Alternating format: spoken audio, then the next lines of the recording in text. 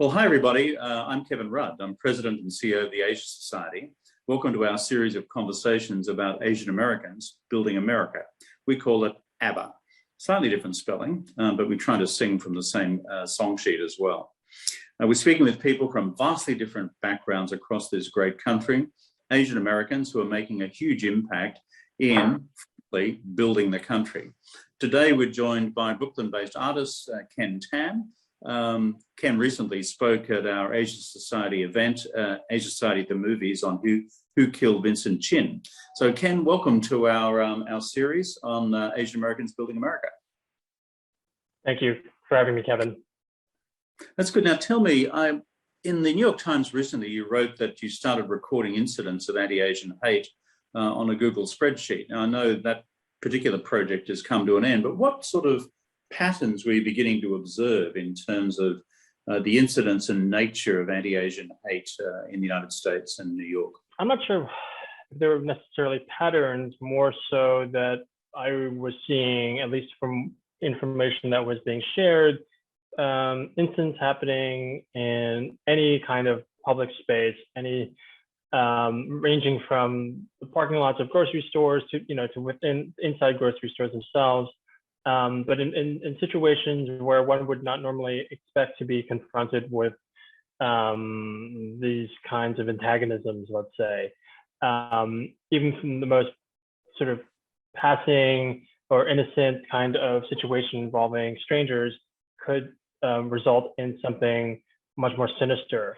And so most of the incidents that were recorded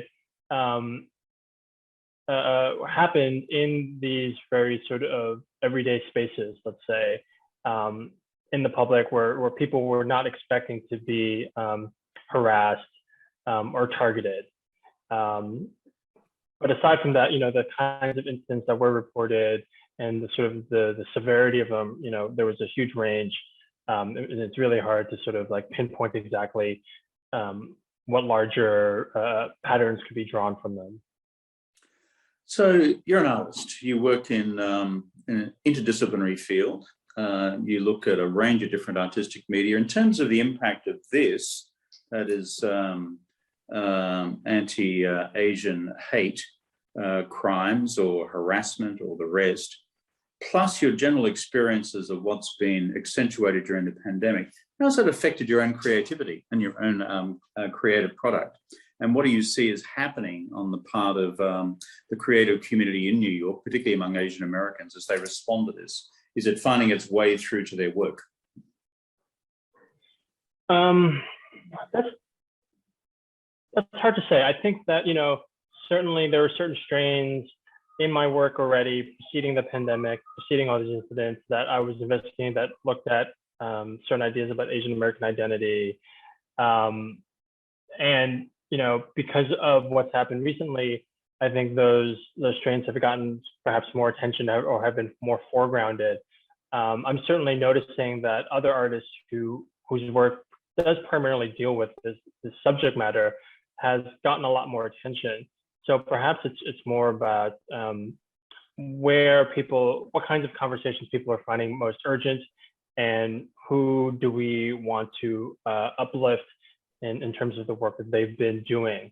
I think that perhaps in the future we might see the after effects of how all of these anti-Asian incidents are affecting people in their creative practices. I think it's perhaps too soon to tell, but when it did start happening, I think there was a group of us within our own professional field that felt the urgent need to respond outside of what we were doing as artists or as curators or writers, etc.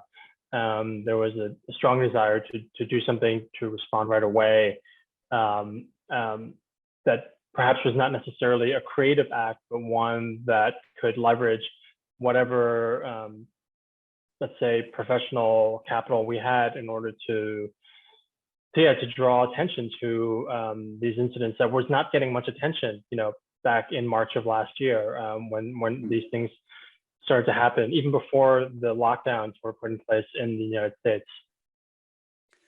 Recently, you spoke at our screening of Who Killed Vincent Chin. How does the movie affect you? What do you think about it as a piece of creative work and the message it contains? It's a really harrowing film. I wasn't, to be honest, that familiar with the film. I was definitely familiar with the incidents that led up to the creation of that documentary, but the film itself was not something I was too familiar with. And seeing the circumstances of Vincent Chin's murder, it's certainly very difficult to watch that film given what's happening today. A lot of the things that led up to his murder are still unresolved.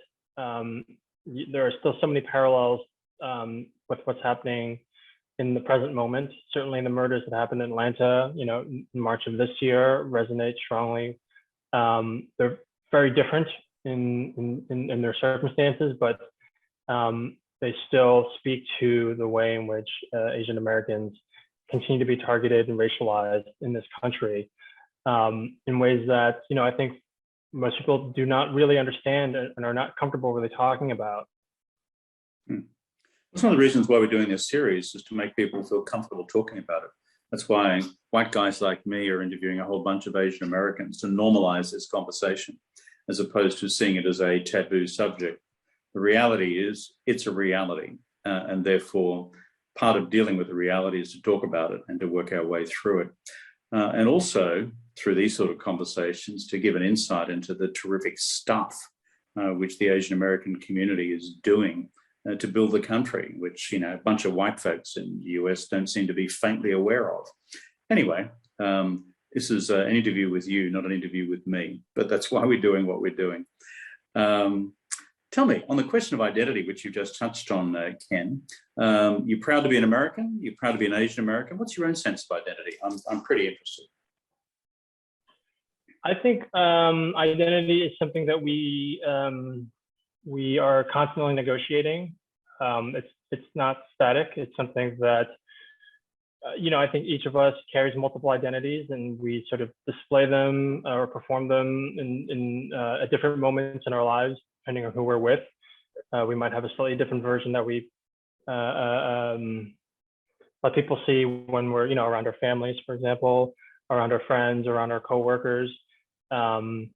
In terms of a larger sense of identity, in terms of where we fit in, and I guess, especially in the United States, where a country that seemingly embraces the sort of multiple identities that constitute its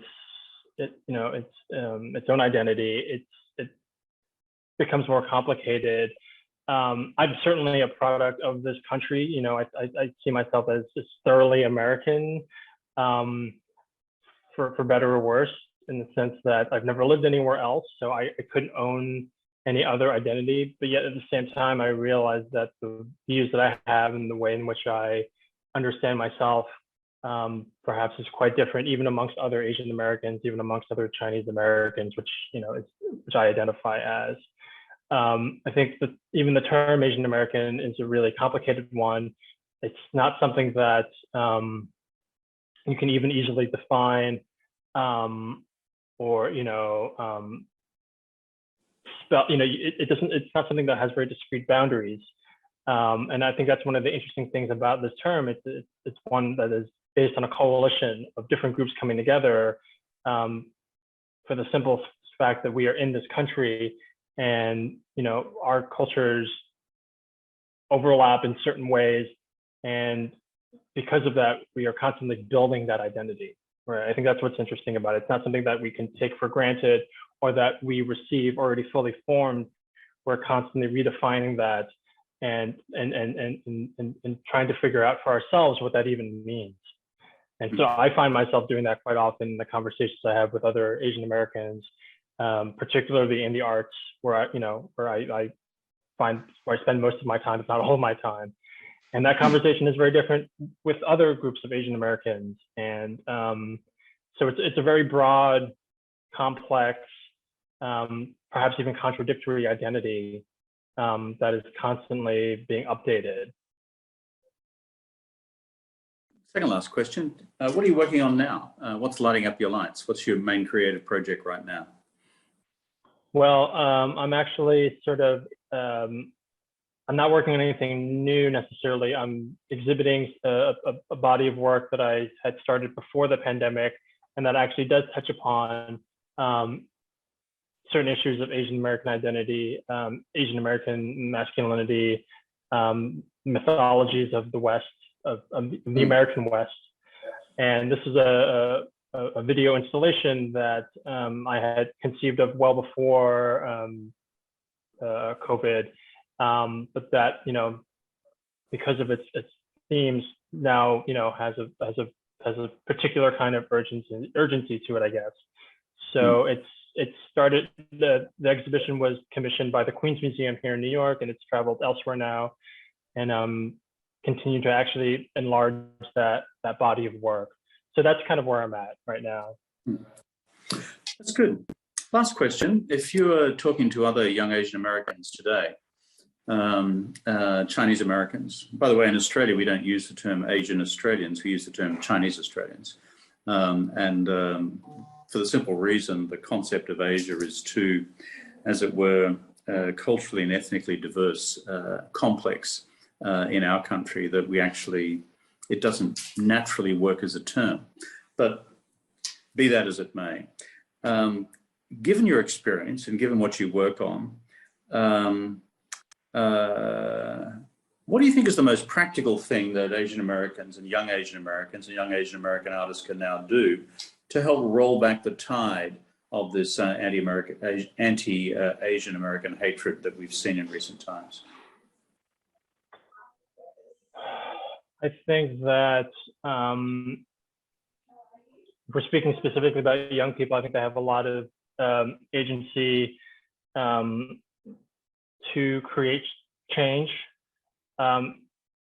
specifically in the way that they can continue to focus the conversation on these topics and not let it sort of get eclipsed by the other pressing moments, important, events of the day, which there are, seemingly an endless stream of horrible things happening in the world, that shouldn't sort of take away from the urgency of what Asian Americans have been experiencing, or Asians all over the world, right? It's not really just an American issue. It's in every country where there's a sizable Asian diasporic population, they've been experiencing this. So I think young people definitely, it's an important moment to figure out where they stand on these things and how they want their voices to be heard.